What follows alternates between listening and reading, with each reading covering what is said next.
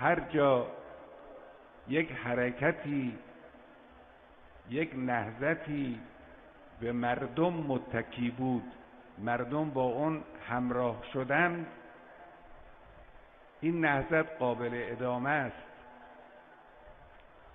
اما اگر مردم پیوند نخوردند با یک حرکت اعتراضی، ناکام خواهد ماند.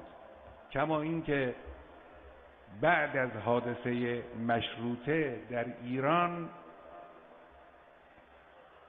قضایای اتفاق افتاد، مبارزاتی شروع شد، هم از طرف گروه‌های چپ، هم از طرف گروه‌های ملی.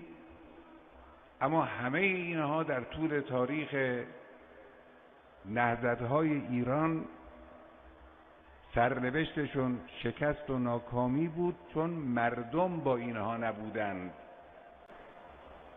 وقتی مردم وارد میدان میشوند، پشتوانه یک نهضت احساسات مردم، اندیشه مردم، حضور مردم میشود، اون نهضت قابل ادامه است و پیروزی برای اون نهضت رقم میخورد.